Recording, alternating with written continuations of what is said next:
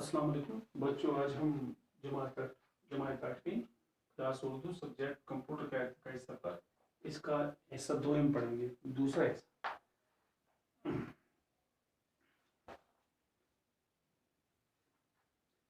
इस तरह कंप्यूटर को हम 5 हिस्सों में बांट सकते हैं। पहला हिस्सा दरामद का हिस्सा कहलाता है, जिसको साइंसी इस्तिलाह में इनपुट हिस्सा कहते हैं।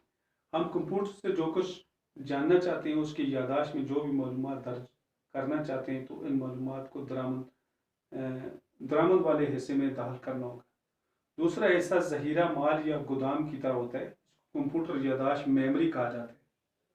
मुस्तकबिल में काम आने के लिए तमाम मालूमात इसी यादाश्त में रिकॉर्ड की जाती है। तीसरा हिस्सा इसका हिसाब किताब का हिस्सा। इस हिस्से को उससे कंप्यूटर रियाजी के सवाल हल करता है। चौथा हिस्सा कंट्रोल यूनिट कहलाता है। ये हिस्सा पूरे कंप्यूटर के जनरल मैनेजर की तरह होता है, जो मुख्तलिफ हिस्सों को काम करने की हिदायत देता है। पांचवा हिस्सा बरामद या आउटपुट कहलाता है, जो कुछ कंप्यूटर से जानना चाहते हो, यही बरामद वाला हिस्सा आपको वो मालूमात देता है।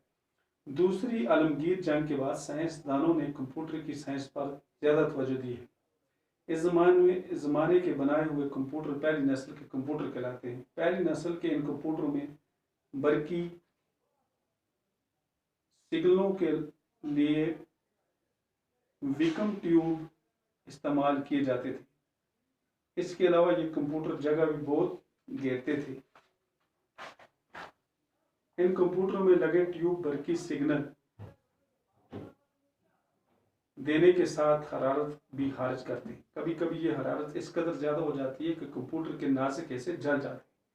चनाचा इसको ठंडा रखने के लिए बड़े बड़े एयर कंडीशनर्स लगाने पड़ते हैं। ये कंप्यूटर ज़्यादातर मिलिट्री के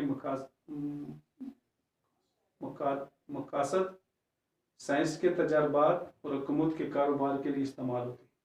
कुछ अरसे बाद ही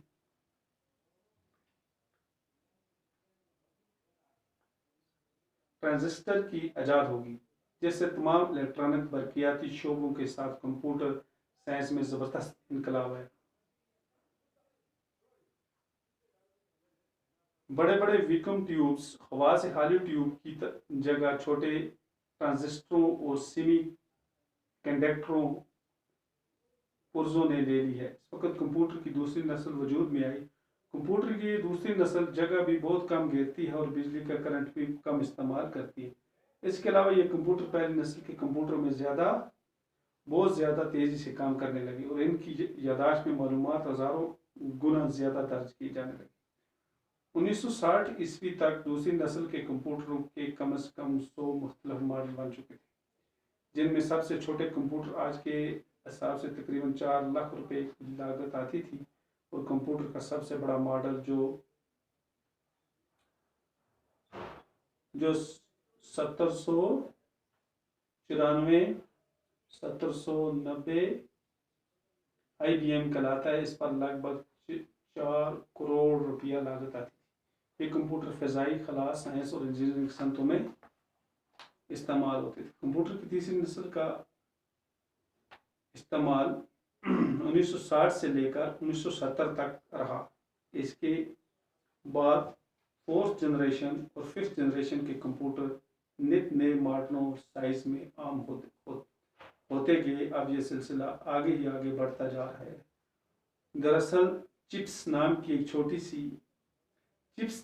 एक शय ने कंप्यूटर साइंस को कहीं से कहीं पहुंचा दिया। चिप्स की कारकर्दगी का अंदाज़ा आप इस मिसाल से लगा सकते हैं कि सिलिकॉन का एक चिप जो साइज में 1 सेंटीमीटर का छोटा सा होता है, इस पर 64,000 बाइनरी यूनिट की मालूमात रिकॉर्ड की जाती है। इन यूनिटों को बिट्स कहा जाता है। चिप्स की इजाद से कंप्यूटर के यादाश्त का मैदान करीब लामहदूद हो गया है और काम की तेज़ रफ्तारी बहुत बढ़ गई। यानी अब कंप्यूटर के काम करने की रफ्तार 1 सेकंड के लाखों और करोड़ों हिस्से तक पहुंच चुकी है। आजकल कंप्यूटरों के नए नए मॉडल इतनी तादाद में बनते जा रहे हैं कि शुमार करना मुश्किल हो गया।